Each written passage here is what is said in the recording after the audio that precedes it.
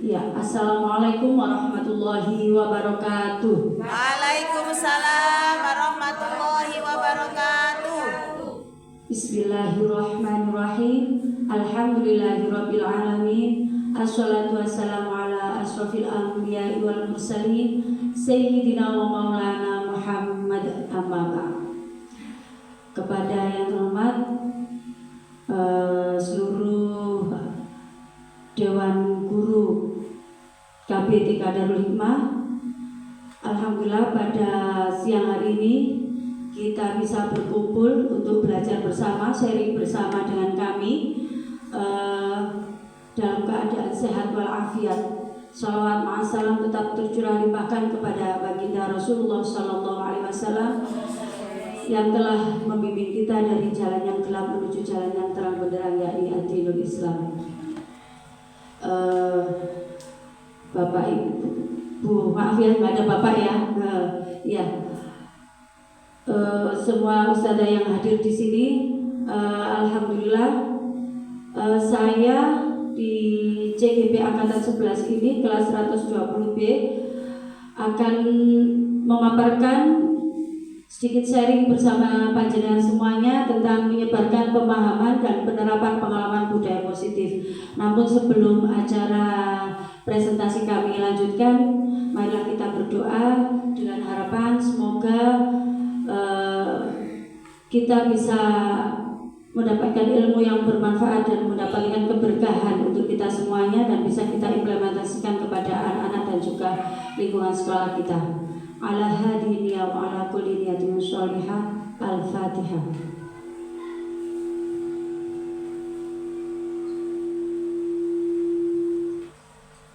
Ya, terima kasih.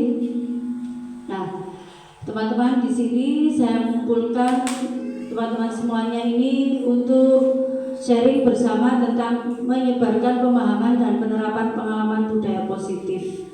Nah, di sini saya Ainun Yuli Fatin, CGP Angkatan 11 kelas 120B yang akan bersama panjenengan semuanya untuk mengulas tentang budaya positif. Nah, ini perkenalkan ada Ibu Lina Kamalin selaku fasilitator dari kami.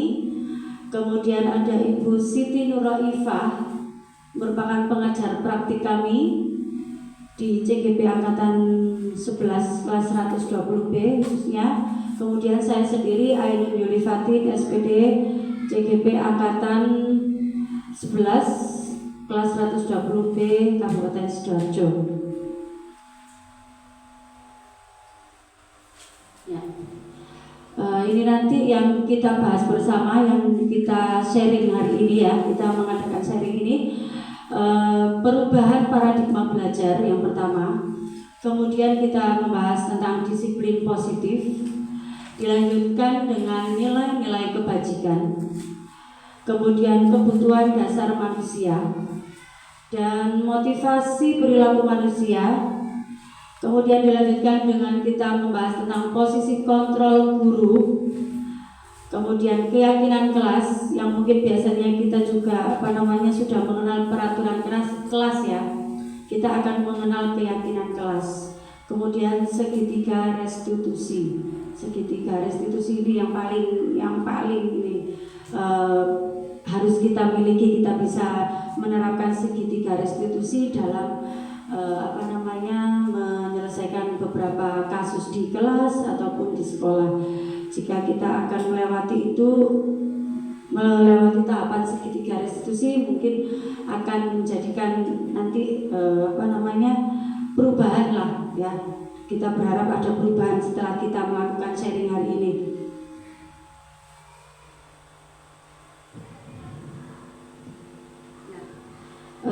Di sini kita akan belajar tentang ini, membahas tentang pembelajaran dengan paradigma baru. Bisa dilihat di depan. Pembelajaran dengan paradigma baru merupakan pembelajaran yang dirancang berdasarkan prinsip pembelajaran berdiferensiasi, sehingga para peserta didik belajar sesuai kebutuhan berdasarkan tahap perkembangan sesuai teori psikologi modern untuk mewujudkan profil pelajar Pancasila. Yang pastinya panjenengan semuanya sudah kenal dengan profil pelajar Pancasila. Sudah kenal ya, yang diantaranya apa? Apa saja? Bisa Mbak Irin? Ada mandiri, kemudian apa lagi? Gotong royong, kreatif, apa? Iya, memang didesain agak samar, jenengan sambil mengingat juga. Apa? Beriman, bertakwa, ya, kepada Tuhan Yang Maha Esa, dan juga, iya, ada juga berkebinekaan global, kreatif, inovatif, mandiri, dan bergotong royong. Nah, sekarang itu kita harus melaksanakan elemen-elemen yang ada di profil belajar Pancasila agar anak-anak juga kedepannya itu menjadi anak yang mandiri, berkebinekaan global, mengenal tanpa membedakan suku, ras, dan lainnya. Kemudian beriman, yang pasti harus beriman, bertakwa itu ya kepada Tuhan Yang Maha Esa, khususnya kita yang beragama Islam menjalankan segala ibadah yang diperintahkan yang sesuai dengan ajaran agamanya di Islam. Nah, seperti itu. Kemudian dengan kita belajar profil belajar Pancasila, nanti juga kita akan menjadikan anak-anak itu menjadi anak yang mandiri. Segala sesuatunya bisa dikerjakan sendiri. Mandiri itu juga luas pembahasannya, tidak hanya mandiri dalam diri sendiri itu mengerjakan menyelesaikan masalah sendiri. Kalau dari anak TK itu bagaimana anak itu bisa menyelesaikan masalah sendiri itu dari seperti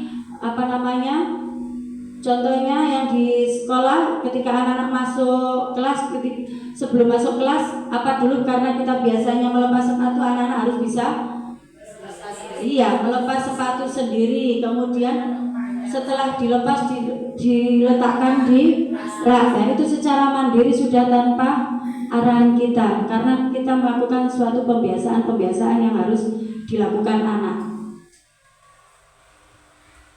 Kita lanjutkan. Nah, ini ada sedikit miskonsepsi tentang teori kontrol. Miskonsepsi tentang teori kontrol. Yang pertama adalah ilusi guru mengontrol murid.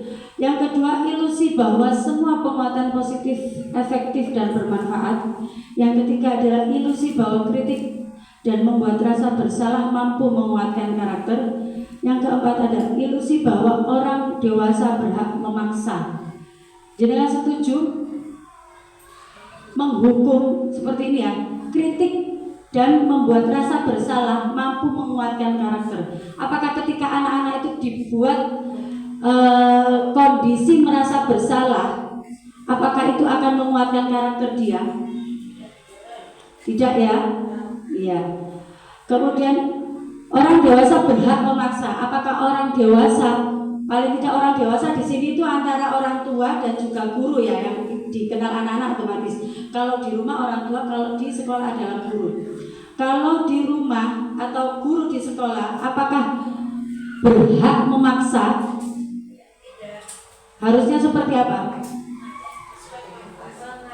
Harus demokrasi ya intinya ya. Iya betul, harus demokrasi. Kita harus berdemokrasi, menjalankan demokrasi ke anak-anak. Tidak harus kita memaksakan kehendak kita karena kita orang dewasa. Kamu harus seperti ini, kamu harus seperti ini, kamu harus seperti ini. Tidak, karena anak-anak juga mempunyai keinginan. Kita harus belajar mendengarkan celoteh anak. Tidak harus kita. Ketika anak itu mempunyai suatu masukan atau suatu ide, kita harus wajib mendengarkan.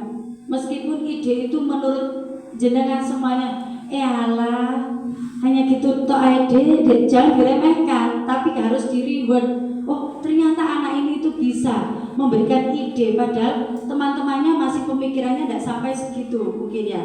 Nah, itu harus kita reward sedikit aja. Pencapaian anak itu perlu kita reward.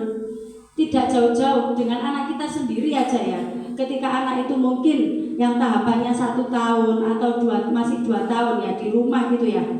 ketika anak itu bisa memegang sesuatu dengan sempurna, itu perlu di reward. Nah, ketika di reward itu pasti anak itu akan semangat. Tapi ketika belajar berjalan di umur 1 tahun, belajar berjalan, ketika anak jatuh, kemudian di bahasa Jawanya disurai terus anaknya itu bisa jadi ketika kita maksudnya kita itu senang ya, tapi menurut dianya itu malah takut. Itu bisa menjadikan dia down dari umur 1 tahun. Padahal niat kita itu, tapi kita harus ngerti, makanya kita harus mengerti karakter anak itu seperti apa, bagaimana cara di reward anak itu bisa termotivasi lebih, itu seperti apa. Jadi kita harus mengerti karakter anak. Dan ini ilusi bahwa orang dewasa berhak memaksa itu kita tidak setuju ya. Ya. Kita lanjutkan. Jadi ini ada miskonsepsi tentang teori kontrol ya. Kemudian mengubah paradigma stimulus respon ke pendekatan teori kontrol. Bagaimana? Ini ada stimulus respon. Permisi. Coba ini. Stimulus respon yang pertama, ini ada perbedaannya ya. Kalau stimulus respon itu realitas kebutuhan kita sama. Kemudian kalau teori kontrol, realitas kebutuhan itu kita berbeda. Ya. Setiap anak memiliki karakter yang unik ya. Pembawaannya masing-masing. Dari sekolah, sebelum dia sekolah pun dia juga membawa karakter masing-masing. Kemudian mereka beradaptasi di sekolah. Kemudian semua orang melihat hal yang sama. Kalau di teori kontrol, setiap orang memiliki gambaran yang berbeda. Mungkin ada sedikit gambaran jenengan dari kalimat yang tertera di sini. Semua orang melihat hal yang sama kalau di stimulus respon ya. Kemudian setiap orang memiliki gambaran yang berbeda. Mungkin ada itu sedikit gambaran tanggapan tentang kalimat ini. Bagaimana? Lebih setuju yang mana? Setiap orang memiliki gambaran yang berbeda ya. Jadi kita memposisikan anak-anak juga mengerti karakter. Maaf, minta tolong di itu suara mic-nya kurang berdengung. Ya, terima kasih. Kita lanjutkan. Kita mencoba mengubah orang agar berpandangan sama dengan kita. Ini di stimulus respon ya. Kemudian kita berusaha memahami pandangan orang lain tentang dunia. Nah, ini perbedaannya di stimulus respon dan teori kontrol. Kemudian di stimulus respon, perilaku buruk dilihat sebagai suatu kesalahan. Perilaku buruk. Nah, perilaku mungkin yang dilakukan anak-anak ya. Kadang tidak sesuai dengan maksud kita ya. Anak-anak mencoret tembok misalkan ya. Contoh mencoret-coret tembok, padahal anak-anak itu memiliki maksud ya dari mencoret-coret tembok itu seperti apa. Tapi tanpa kita melakukan pendekatan secara personal, kita langsung menjudge anak bahwa kamu itu salah, padahal jenengan semuanya itu belum memberikan peraturan kepada anak-anak bahwa menulis di tembok itu tidak diperkenankan. Tapi ketika anaknya itu sudah menulis di tembok, jenengan salahkan, yang salah siapa? Kita kan yang menyalahkan, karena jenengan belum membuat suatu keyakinan kelas atau membuat suatu peraturan kelas yang harus disepakati bersama dan diketahui anak-anak. Tapi kita langsung memberikan anak-anak itu tanggapan secara negatif bahwa itu adalah salah. Nah, di situ kita akan membunuh karakter anak-anak, membunuh mental anak-anak. Ketika anak mau berkarya, dia niatnya dicoret-coret di tembok itu ya. Coret-coret di tembok itu niatnya mungkin meluapkan emosi bisa, kemudian kesenangan juga bisa. Kemudian coba saya diberi tanggapan tentang ini. Perilaku buruk dilihat sebagai suatu kesalahan. Contoh dari coret-coret tembok. Apa yang Anda lakukan jika anak melakukan di coret-coret tembok itu mungkin ada sedikit solusi. Bu Wati, monggo.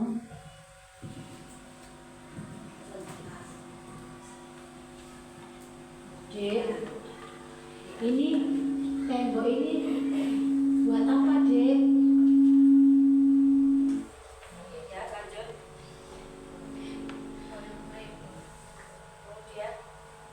Ada yang jawab buat nempel, Bu. Oh, ya, pinter. Boleh dicoret? Berarti bilang gitu, ya, boleh dicoret, Dek. Enggak, tempatnya di mana kalau nyoret? Kalau buat kreasi di buku, Bu. Ada yang bilang gitu. Ada yang di kertas, Bu. Iya. Berarti jenengan memberikan apa? Media kertas atau buku gambar untuk anak-anak meluapkan emosinya atau kreativitasnya dalam menggambar dan menulis. Ya. Terima kasih. Nah, itu tadi berarti jenengan kan akan berpikir ketika anak itu coret-coret tembok. Nah, tidak harus langsung dimarahi, tapi coba tanya, apakah nanti pasti ada beberapa hal yang disampaikan. Saya kesal bisa jadi coret-coret tembok. Saya senang karena medianya luas. Berarti ketika anak itu berarti anak ini butuh media luas, otomatis kita akan terpancing kan untuk memberikan media yang mungkin disesuaikan dengan keinginan anak. Oh, ternyata kita berarti butuh papan flanel atau kertas manila yang lebih lebar dan kita tempelkan di dinding atau di tembok. Nah, nanti di situ kita berikan media atau krayonnya sendiri. Ide kita rame-rame seperti ini, itu akan menjadi senang. Berarti itu anak-anak butuh sedikit apa? Kebebasan. Tidak hanya dalam satu kotak buku gambar aja. Dia masih kurang ternyata. Dia masih butuh yang lebih lebar. Jadi luapan dari mungkin kesenangan atau dari segi yang lainnya itu butuh lebih lebar lagi. Nah, kemudian kalau di teori kontrol, hanya Anda yang bisa mengontrol diri Anda. Ini yang di teori kontrol.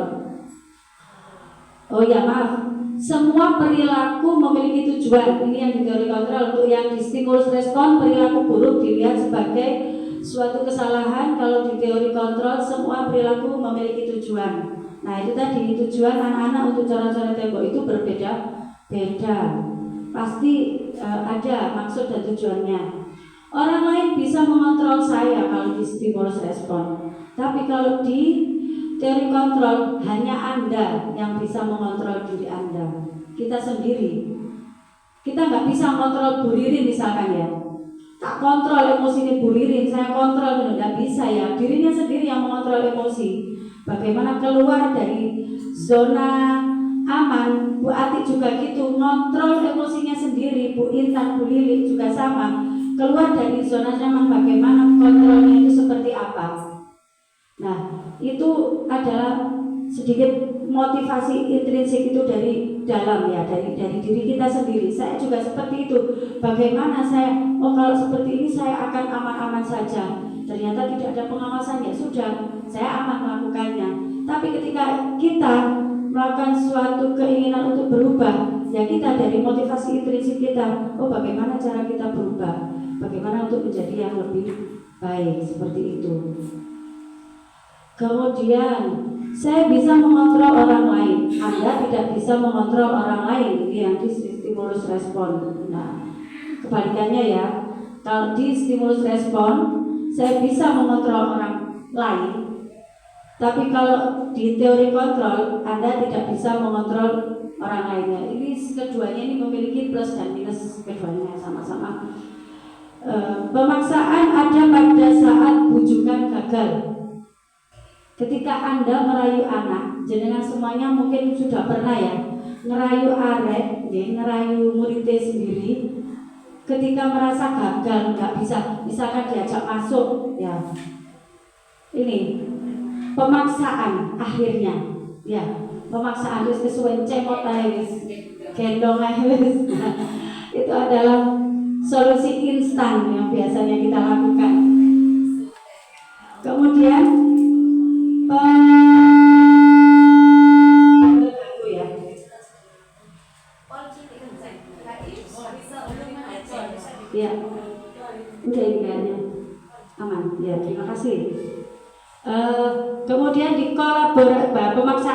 pada saat bujukan gagal. Kalau ini di stimulus respon, kita lihat di teori kontrol. Kolaborasi dan konsensus menciptakan pilihan-pilihan baru. Nah, ketika kita melakukan suatu kolaborasi dalam penyelesaian masalah, pasti ada beberapa sesuatu yang baru untuk penyelesaian masalah ini.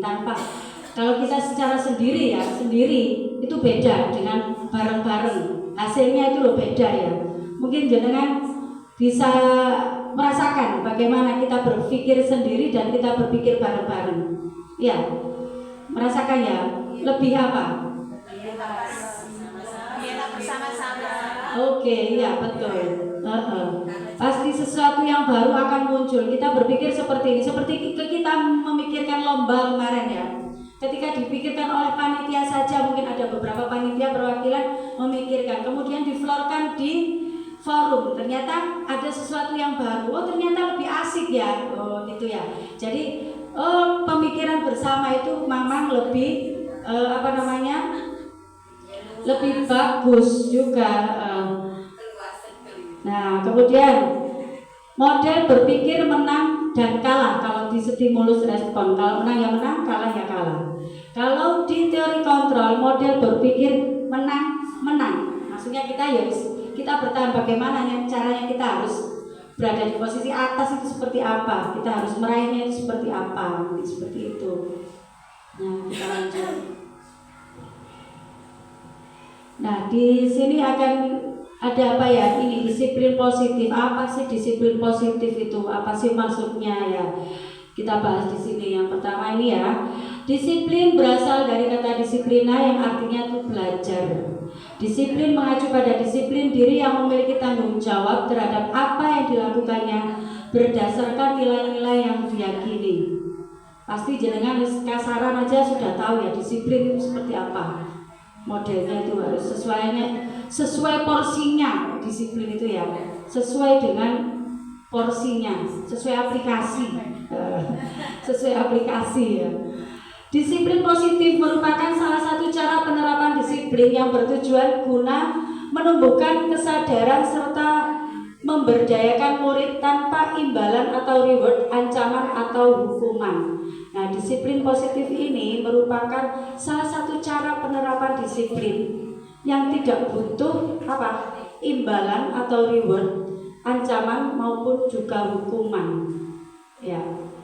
Adapun tujuan kita sebagai pendidik adalah menciptakan tujuan untuk melaksanakan disiplin positif ini apa? Menciptakan peserta didik yang memiliki disiplin diri sehingga mereka berperilaku mengacu kepada nilai-nilai kebajikan universal dan memiliki motivasi intrinsik dalam perubahan perilaku ke arah yang lebih baik.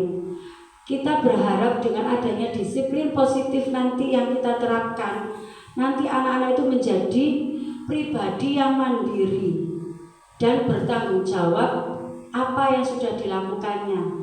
Mandiri cakupannya juga luas dan bertanggung jawab. Setiap kali melakukan sesuatu dia bisa mengungkapkan apa sih alasannya, apa yang setelah dia lakukan seperti ini, apa alasannya, hal baik, hal buruk yang dilakukan anak. Kita menggali informasi kepada anak, dia berani mengungkapkan itu juga mandiri, berani mengemukakan ide, usul ketika ada di kelas misalkan besok kita mau seperti ini, enaknya seperti apa lah. Kita mau belajar ini anak-anak, besok enaknya bawa apa ya, anak-anak di rumah bisa yang dibawa apa ya, kira-kira seperti itu. Kayak tadi mungkin alat mandi ya, misalkan yang di itu media pun juga tidak harus dari gurunya, anak-anak juga bawa sesuatu yang dari rumah yang berkaitan dengan peralatan yang ada di kamar mandi. Nanti anak-anak juga bawanya macam-macam. Nah, itu nanti anak-anak disuruh menyebutkan apa yang kamu bawa. Disuruh menyebutkan satu-satu. Nah, seperti itu. Nanti anak-anak itu dari kemandiriannya, dari mau mengungkapkan, terus kemudian berani maju ke depan. Kalau di usia TK kan cakupannya tidak setinggi di SD ya, mungkin ya, karena masih usia TK. Jadi ya kemandirian anak TK seperti apa jenengan semuanya pasti tahu kondisi muridnya masing-masing.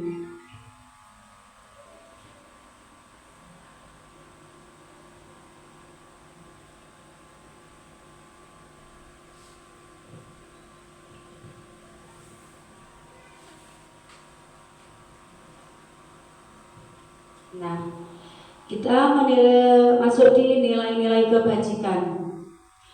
Nilai-nilai kebajikan, nilai yang disepakati bersama lepas dari suku bangsa, agama, bahasa maupun latar belakangnya. Berikut nilai kebajikan institusi atau suatu organisasi. Nilai-nilai kebajikan ini sifatnya umum ya, tidak membedakan dari suku, bangsa, agama ataupun apapun. Kalaupun kita berada di suatu instansi atau organisasi atau paguyuban, sifatnya umum. Yang pertama, profil pelajar Pancasila: beriman dan bertakwa pada Tuhan Yang Maha Esa dan berakhlak mulia, berkebinekaan global, gotong royong, mandiri, kreatif dan bernalar kritis. Isi dari nilai-nilai kebajikan. Kemudian IBO Primary Years Program, yakni toleransi, rasa hormat, integritas, mandiri, menghargai, antusias, empati, keingintahuan yang tinggi ya. Kemudian kreativitas, kerjasama, percaya diri dan komitmen. Yang ketiga, keterampilan hidup, dapat dipercaya, lurus hati, pendengar aktif, tidak merendahkan orang lain dan memberikan hal terbaik dari diri. Nah, ini nilai-nilai kebajikan. Kita mengenal nilai-nilai kebajikan. Nah, apa sih kebutuhan dasar manusia?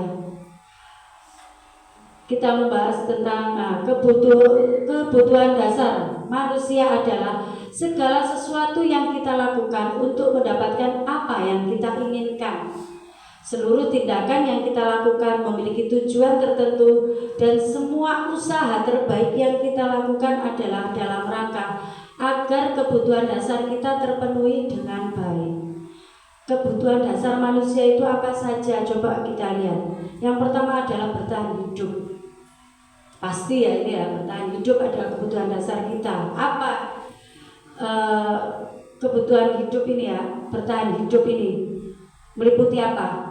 Yang pertama pastinya ini ya, intinya adalah makan, tempat tinggal, ya. Kemudian keamanan, kita butuh keamanan ya. Kemudian rasa dan kesehatan, kita diberikan nikmat Allah ya, diberikan rezeki, bisa makan pun tidak harus beli. Yang rumah daerahnya daerah pelosok, dia tidak bisa ke pasar, harus seperti apa? Dia akan survive, akan bangkit. Bagaimana caranya dia bertahan hidup? Makanannya itu dari sekitar rumahnya, ladang yang bisa dikerjakan, nanti bisa membuahkan hasil seperti apa yang bisa dipakai untuk makanan sehari-hari. Kalau kita yang sudah berada di pinggiran kota, rendanya kota ya, kota-kota apa sih kalau Brian ya, di pinggiran kota seperti ini, seperti apa? Mungkin cara bertahan hidupnya juga berbeda. Nah, keamanan juga sama, mungkin di daerah sana dan daerah sini keamanan juga berbeda. Tingkat kesehatan pun juga berbeda dari segi makanan yang kita konsumsi dengan orang pelosok, orang dalam yang mengkonsumsi makanan yang apa adanya, mungkin kesehatannya juga berbeda. Mungkin dari segi usia lebih panjang sana ya. Mungkin dari situ ya. Mungkin berbeda lah apa yang kita asupan makanan yang kita makan dan orang yang di tempat lain juga berbeda. Kasih sayang dan rasa diterima. Kita membutuhkan rasa kasih sayang dari lingkungan sekitar kita, dari paling kecil keluarga kita. Kita berada di suatu organisasi, kita membutuhkan juga kasih sayang dari rekan kita. Bagaimana caranya kita itu bisa diterima teman-teman? Bagaimana caranya kita bisa dihormati juga dengan teman-teman seperti yang lainnya?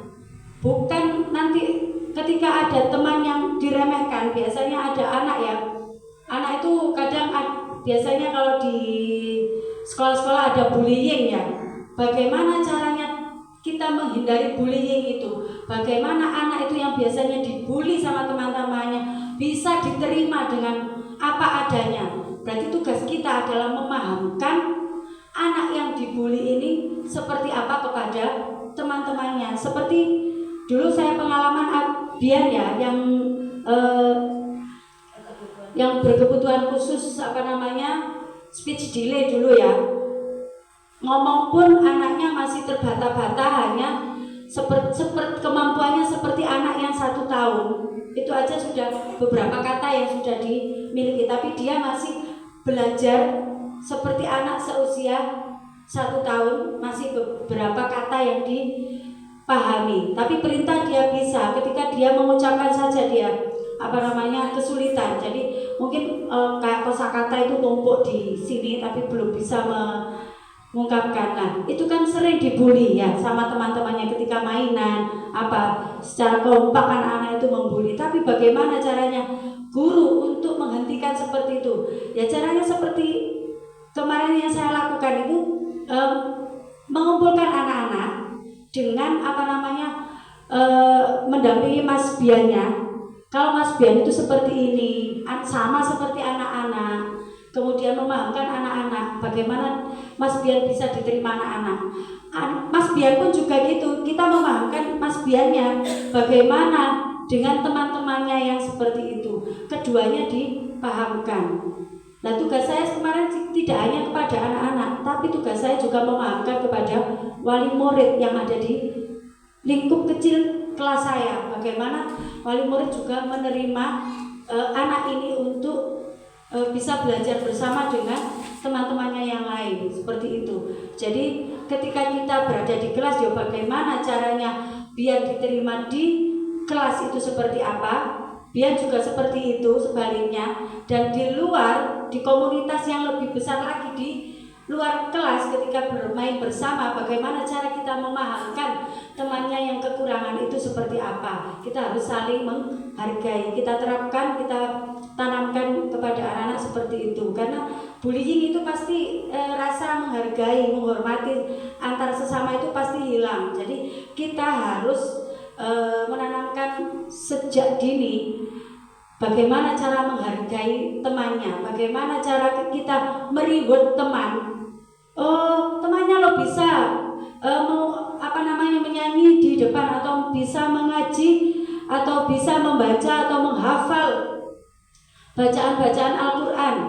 Teman-temannya mereward, memberi aplaus sedikit, memberi pujian juga dari guru, itu juga perlu. Jadi itu akan motivasi dari luar ada, dia akan termotivasi juga dari dalamnya, seperti itu. Kemudian penguasaan, ya, harga diri, keinginan untuk dianggap dan memimpin. Penguasaan kita butuhkan. Kita butuh kebutuhan penguasaan. Kita harus bisa mengelola kelas. Kita harus bisa menguasai kelas, menguasai medan. Karakter anak yang unik itu seperti apa? Bagaimana caranya kita dari keunikan itu bisa kita satukan dalam kelas itu seperti apa?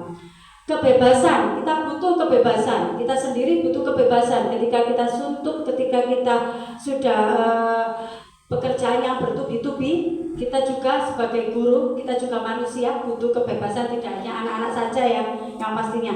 Dan kebebasan itu akan kita raih mungkin kita dengan cara kita masing-masing. Nah, kebebasan seperti apa nanti ya? Mandiri, memiliki pilihan, mencoba hal baru, mampu mengendalikan arah dirinya. Nah, kemudian dari pilihan juga kita harus kepada anak-anak bebas memilih. Ketika kita memberikan suatu tugas di sekolah, kan kita memberikan beberapa pilihan tugas ya kepada anak-anak, karena kita berdiferensiasi. Jadi anak-anak juga bebas memilih materi yang diinginkan karena tujuan pembelajarannya sama, tapi dengan tugas yang berbeda. Jadi anak-anak diberikan kebebasan, kesenangan, kita harus berhak senang, kita butuh kesenangan juga, bermain, humor, antusiasme, tertawa. Nah, itu adalah kebutuhan. Kita agak sepaneng memikirkan sekolah mawon, tapi kita juga membutuhkan kesenangan. Nah, makanya anak-anak juga butuh kesenangan ketika kita ajak outbound ya, kemudian diajak outdoor learning seperti apa yang pernah kita lakukan. Oh iya, kita ke hanggar pesawat. Anak-anak itu sudah kita berikan suatu kesenangan, kebebasan. Mereka bereksplorasi di hanggar pesawat dulu ya, mengenal pesawat lebih dekat, mengenal siapa saja yang ada di lingkungan bandara itu ada apa saja. Kemudian di dalam pesawat kita mengenalkan lebih dekat, di dalam pesawat itu seperti apa, seperti itu. Jadi kita juga butuh ya, anak-anak tidak hanya kita ajak di dalam kelas. Ketika memang materi itu bisa dilakukan di luar kelas, kenapa tidak kita lakukan ya? Kita lakukan di luar kelas, bagaimana biar anak-anak itu juga tidak bosen. Dari tadi apa? Kertas saya yang dipegang. Mungkin yang lainnya mungkin butuh motorik kasarnya yang diasah. Jadi tidak melulu kertas yang diberikan kepada anak-anak, harus lebih kreatif lagi. Nah, ini ada motivasi perilaku manusia. Motivasi perilaku manusia ini ada motivasi intrinsik ya. Kemudian di sini ada untuk menghindari ketidaknyamanan hukuman dan mendapatkan imbalan penghargaan dari orang lain, kemudian untuk menjadikan orang yang mereka inginkan dan menghargai diri sendiri dengan nilai-nilai yang mereka percaya. Nah, motivasi intrinsik itu dari dalam diri. Kemudian kalau motivasi ekstrinsik atau motivasi dari luar ya, eksternal ya, motivasi dari luar mungkin reward dari guru, dari orang tua. Dek, kalau kamu nanti bisa melepas dan memakai sepatu sendiri di sekolah, nanti mama bikinkan telur dadar di rumah buat makan siang misalkan. Nah, itu kan sedikit reward ya kepada anak-anak. Nah, motivasi eksternalnya dari kita, dari lingkungan luarnya. Nah, perbedaan hukuman, konsekuensi dan restitusi. Kalau hukuman itu seperti apa?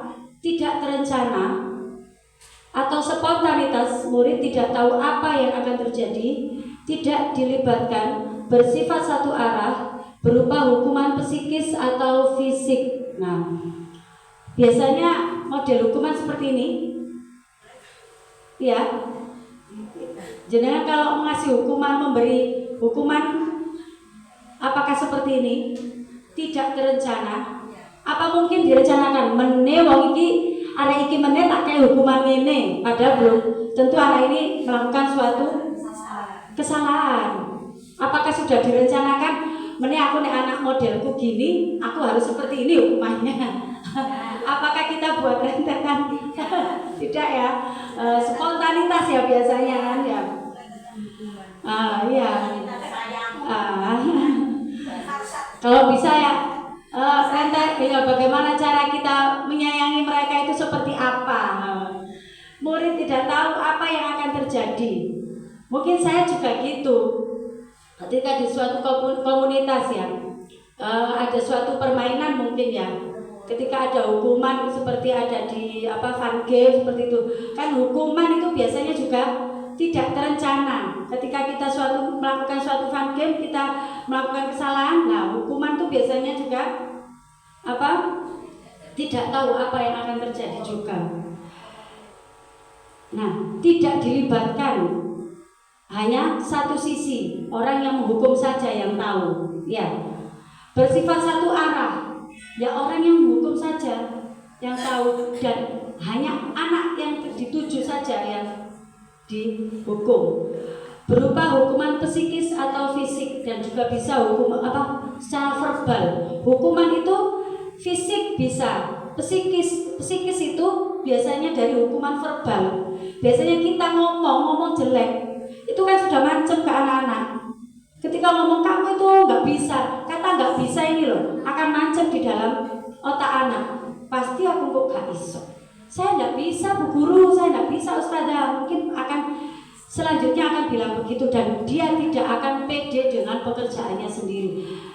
Begini tahu Ustazah, nggak bisa Ustazah pegangin, pasti akan seperti itu. Tapi kalau kita sedikit memberikan reward kepada anak-anak, pujian ataupun apa yang bisa membangkitkan motivasi dalamnya anak-anak, motivasi intrinsik anak-anak, kita berikan kepada anak-anak, nanti akan muncul seperti kayak apa ya? Jenengan kalau ada tanaman, kalau layu, disiram, pasti akan segar kembali. Nah, mungkin seperti itu nantinya. Konsekuensi terencana dan disepakati sesuai aturan, murid tetap dibuat tidak nyaman, guru bersifat memonitor. Kalau konsekuensi itu biasanya dari aturan yang ada di kelas. Konsekuensinya apa? Itu sudah direncanakan. Jika terlambat sekolah, nanti konsekuensinya seperti apa? Data pulangnya nanti terakhir karena kamu terlambat. Nanti Bu Guru memberikan materi keterlambatan kamu di akhir pembelajaran. Mungkin seperti itu konsekuensinya. Seperti itu. Kemudian murid tetap dibuat tidak nyaman. Pasti ya. Dengan konsekuensi itu murid dibuat tetap tidak nyaman. Karena ada konsekuensi yang dilakukan. Ya, tapi termasuk juga tanggung jawab dari konsekuensi itu. Anak-anak melakukan suatu tanggung jawab dari kesalahannya itu. Guru bersifat memonitor. Guru hanya sebagai monitor saja. Kalau restitusi, nah di sini restitusi. Jika restitusi dilakukan, proses menciptakan kondisi bagi murid untuk memperbaiki kesalahan dan proses kolaboratif yang mengerjakan murid untuk mencari solusi sendiri.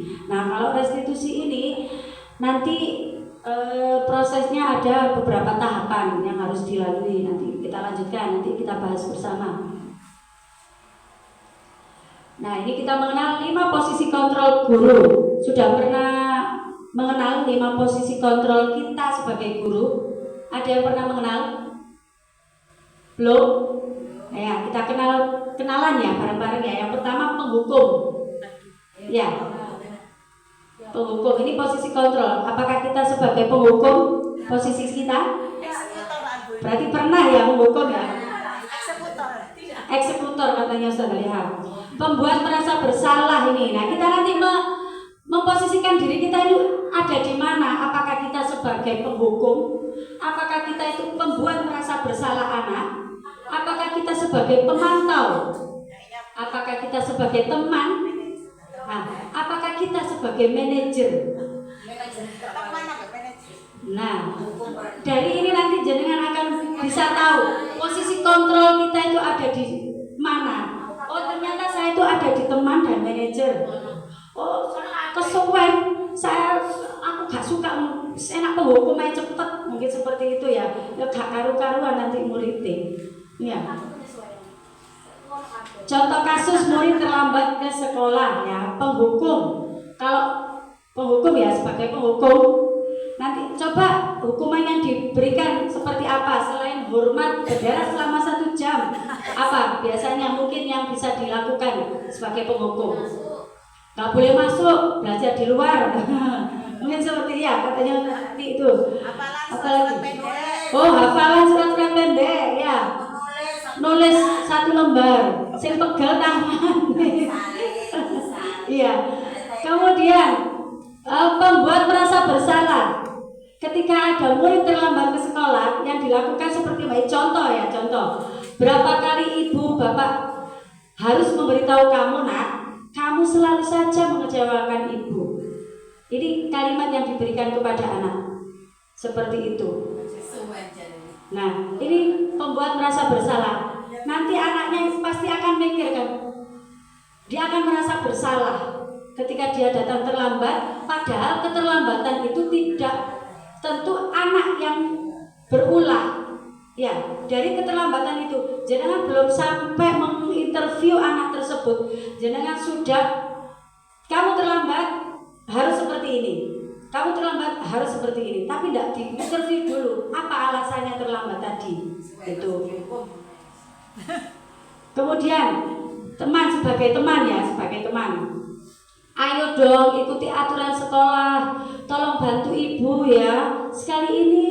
Ya sudah, tidak apa-apa, lain kali jangan sampai berbuat seperti ini lagi ya. Seperti itu. Ini kalau sebagai teman. Loh, kita itu ya bisa di posisi kelimanya itu. Ya, mungkin sesuai kebutuhan. Nah, sesuai kebutuhan. Kadang jadi posisi penghukum. Ngonek CSE jadi teman. Ngonek bestine jadi manajer. Pemantau seperti ini, kita posisi sebagai pemantau. Coba kita lihat, kamu sudah melanggar peraturan sekolah, kamu tahu konsekuensinya. Setelah jam pelajaran berakhir, kamu tinggal kelas dulu untuk mengejar ketinggalan materi tadi pagi ya.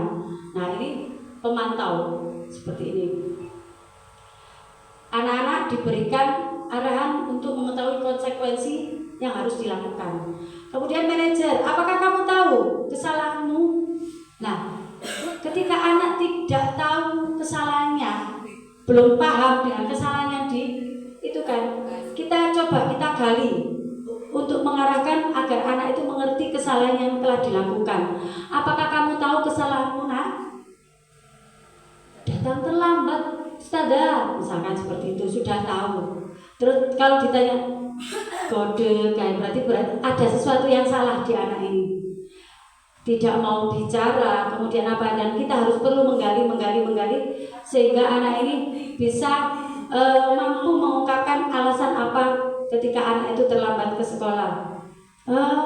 Terlambat karena mamaku loh mandinya lama, mamaku itu masaknya lama, mungkin seperti itu. Nah itu kita setelah diberitahu anak seperti itu, kita konfirmasi dengan orang tua, kita berkolaborasi dengan orang tua sebelum dengan orang tua, kita komunikasi dengan teman-teman sejawat kita, bagaimana solusinya. Kalau memang dibutuhkan dengan orang tua konfirmasi, kita panggil, bagaimana cara kita berkolaborasi untuk menemukan suatu solusi bersama untuk kebaikan anak ini agar tidak terlambat lagi, seperti itu. Nah, coba ini ada sedikit tulisan ya. Posisi kontrol apakah aku? Nah, coba. Saya kecewa sekali dengan kamu. Apa? Saya kecewa. Kemudian membuat merasa bersalah. Coba itu ya, dikunci dulu ya. Apa kamu meyakini hal tersebut? Lantas apa yang kamu lakukan untuk memperbaikinya? Manajer, ya berarti sudah sedikit memahami ya, jangan semuanya ya. Kalau kamu tidak melakukannya, maka akan saya. Apa rencanamu untuk menyelesaikan masalah ini? Apa? Oh, pemantau. Ya, kita lihat nanti apa benar. Ayolah lakukan demi bapak atau ibu guru. Ya, coba. Jawabannya adalah, saya kecewa sekali dengan kamu. Ini membuat merasa bersalah. Apakah kamu yakini hal tersebut? Lantas apa yang kamu lakukan untuk memperbaikinya, manajer? Kalau kamu tidak melakukan ini, penghukum. Kemudian apa rencana menyelesaikan masalah ini? Pemantau. Ayolah lakukan demi bapak ibu, teman. Sudah ya? Betul ya? Dan semua sudah memahami. Sekarang menjaga keyakinan kelas. Mengapa harus keyakinan kelas, bukan peraturan kelas? Alasannya seperti ini. Pembentukan keyakinan kelas bersifat abstrak, kemudian berupa pernyataan universal, dibuat dalam pernyataan positif sedikit saja agar mudah diingat, sesuai dengan kondisi kelas dan sekolah agar mudah diterapkan. Semua warga sekolah atau warga kelas dilibatkan saat membuat keyakinan kelas. Ini nanti hal-hal positif, tidak ada hal negatif yang kita munculkan baik dari segi kalimat ya. Kita buat keyakinan kelas seperti itu. Nah, ini contoh keyakinan kelas. Saya sedikit membuat. Nah, coba contohnya. jaga kebersihan ruang kelas kita. Nah, tapi kita tidak memunculkan jangan buang sampah sembarangan. Tapi saya memunculkan apa? Jaga kebersihan ruang kelas kita. Ini keyakinan kelas kita. Kemudian mari membantu apapun kita bisa. Apa? Menolong teman. Kemudian taruh kembali barang di rak yang tepat, mengembalikan mainan atau peralatan ke tempatnya. Mari lakukan yang terbaik. Ya, ini kan kalimat positif semuanya ya. Ya itu kan sebuah tulisan ya Bu. Ya. Ya. Kalau sudah kejadian misal kayak melempar gitu ya, melempar sampah tuh. Itu kita ngomongnya nggak pakai jangan tuh diganti apa? Nah, ini kan sudah kita sepakati bersama. Kalau keyakinan kelas kan sudah disepakati bersama. Dek, tadi ada yang melempar sampah ya. Coba ayo kita lihat, kita ingat-ingat dulu keyakinan kelas kita seperti apa. Oh, jaga kebersihan ruang kelas kita. Berarti harus seperti apa, Dek? Nah, kita kembalikan lagi keyakinan kelas kita ingatkan lagi. Dan kita tidak jemu-jemu untuk mengingatkan ketika ada suatu pelanggaran. Nah, dari situ nanti anak-anak akan terbiasa, terbentuk karakternya. Oh, membuang sampah di dalam kelas itu tidak boleh. Itu akan terbentuk sendiri tanpa kita memunculkan kalimat negatif. Iya. Ya kan kadang-kadang pas bertengkar juga kita tuh refleks gitu loh. Ya. Jangan Makanya, gitu ya. nah, sama ya, kita juga sama. Kita belajar itu sudah kita zona nyaman loh, kita berada di situ ya. Zona nyaman kita itu kita sering memberikan kalimat-kalimat negatif kepada anak-anak. Tapi kita di dalam mindset kita harus kita rubah. Bagaimana caranya mindset kita itu mengurangi kalimat negatif kepada anak-anak? Karena kalimat negatif atau kalimat pertama, kata pertama yang diserap anak, biasanya kalimat yang pertama, jangan naik, jangan lari. Yang diserap dulu adalah kalimat jangannya. Iya, tidaknya, kalimat negatifnya yang diserap duluan. Iya, monggo. Nah, itu seperti itu. Kita berusaha, kita sama-sama berusaha ya menuju ke perubahan yang lebih positif lagi. Nah, ini contoh keyakinan kelas. Nah, kita menginjak ke segitiga restitusi. Kapan-kapan kita praktek ya untuk membuat suatu keyakinan kelas. Kalau nanti waktunya cukup juga kita bisa praktek. Kita lanjut segitiga restitusi. Segitiga restitusi adalah suatu proses dialog yang dijalankan oleh guru agar dapat menghasilkan murid yang mandiri dan bertanggung jawab. Tahapan segitiga restitusi yang pertama adalah menstabilkan identitas, kemudian validasi tindakan yang salah dan menanyakan keyakinan. Di sini tahapannya ada 3. Nah, dari segitiga restitusi yang menstabilkan identitas apa? Berdasarkan prinsip membuat kesalahan adalah bagian dari proses pembelajaran. Bagaimana ini caranya? Berbuat salah itu wajar. Mungkin ada beberapa kalimat contoh ya yang kita ucapkan kepada anak-anak ketika menstabilkan identitas. Ketika anak melakukan suatu kesalahan, apa yang kita lakukan ketika menstabilkan identitas? Berbuat salah itu wajar. Tidak ada manusia yang sempurna. Bapak Ibu yang juga pernah melakukan itu. Bapak Ibu tidak mau mencari siapa yang salah, tapi ingin mencari solusi yang terbaik untuk masalah ini. Kamu berhak merasa begitu. Ini sedikit kalimat contoh untuk menstabilkan identitas. Kemudian kita melakukan tahap berikutnya, validasi tindakan yang salah. Kamu pasti punya alasan mengapa kamu melakukan itu. Nah, kemudian padahal kamu bisa melakukan yang lebih buruk dari ini. Kamu patut bangga karena telah melindungi sesuatu yang penting buatmu. Ketika anak mempertahankan sesuatu, tapi mungkin yang dilakukan itu keliru, ya, sehingga membuat suatu kondisi kelas yang gaduh, mungkin ya. Kamu melakukannya karena mempertahankan sesuatu yang penting bagimu. Nah, ini proses mempertahankan sesuatu, haknya anak itu tadi ya, proses mempertahankan ketika anak itu ya. Ini ketika validasi tindakan yang salah. Kemudian ada mohon maaf belum saya ganti, ini ada menanyakan keyakinan kelas. Mohon maaf ini masih belum saya ganti. Karena copy paste dia, copy paste di yang halaman berikutnya tadi belum saya ganti. Yang bisa kita lakukan ketika menanyakan keyakinan kelas adalah apa keyakinan kelas kita. Kita kembalikan ke keyakinan kelas kita yang sudah kita sepakati bersama. Kemudian nilai apa yang telah disepakati bersama. Seperti apa gambaran sebuah kelas yang ideal menurut anak-anak, menurutmu anak-anak ya. Kamu ingin menjadi orang seperti apa? Mungkin kalau anak-anak ditanyakan cita-cita, oh saya mau jadi polisi. Jadi kalau polisi itu harusnya seperti ini. Seperti itu kan, nanti anak-anak akan berpikir, oh iya ya, saya harus seperti ini. Nanti anak-anak kita ajak berpikir. Jadi ketika kita melakukan 3 kegiatan itu, tahapan-tahapan itu, maka akan anak-anak mengetahui solusinya, berpikir untuk solusi terbaiknya. Ini ada sedikit contoh ya.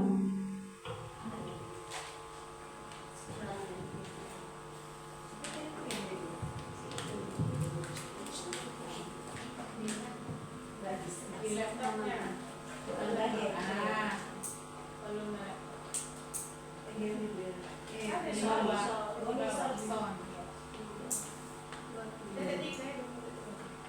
Mana? Ya.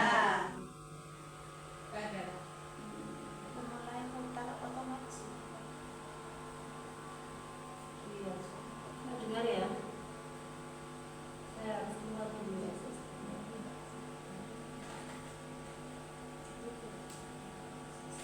Saya skip dulu. Ya. Jadi kemarin saya melaksanakan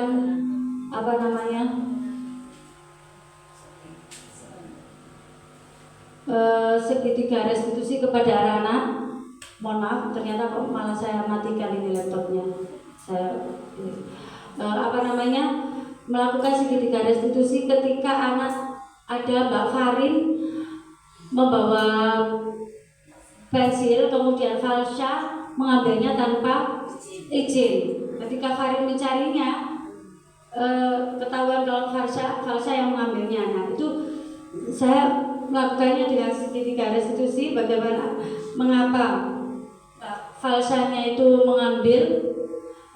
Karena memang tidak membawa pensil.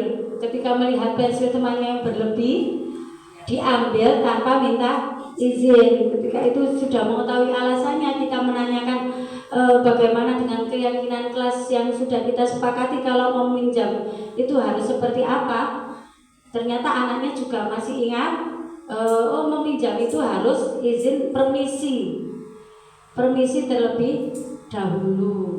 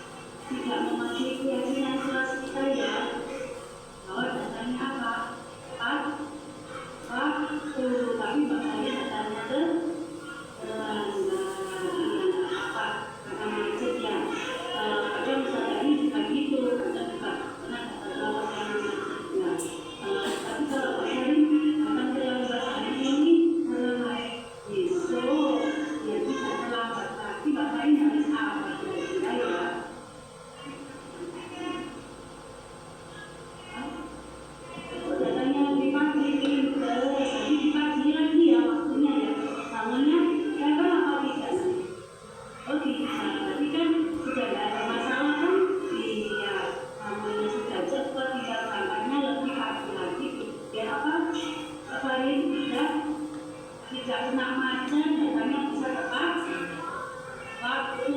Oke, ya. Masih ingat kan keyakinan kalau kita datang tepat apa waktunya, tidak terlambat ya. Nah, besok kita mulai ada pulang hari harus apa? Datang tepat waktu, sama lebih lagi biar akan lama. Setuju Mbak Fari? Iya.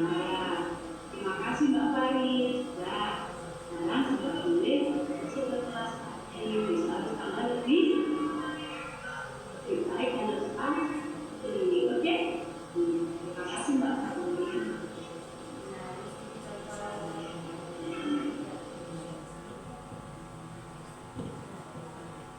Sedikit contoh yang tadi ya, yang Farin datang terlambat ke sekolah. Untuk yang Falsa tadi sudah saya ceritakan ya. Dan alhamdulillah, terima kasih teman-teman untuk hari ini sudah bisa sharing bersama kita, bersama saya khususnya Ainul Yuli-Fatin, CGP Angkatan 11 kelas 120B. Semoga dengan hasil kita sharing bersama ini tadi, jenengan sudah memahami budaya positif yang kita terapkan nanti bisa dilaksanakan dengan baik. Mungkin yang belum membuat keyakinan kelas bisa segera membuat keyakinan kelas yang bisa diterapkan di kelas masing-masing. Nah, untuk itu kami ucapkan terima kasih kepada semuanya yang telah mendukung proses kami untuk memaparkan penjabaran pemahaman tentang budaya positif di sekolah. Kami akhiri. Wassalamualaikum warahmatullahi wabarakatuh.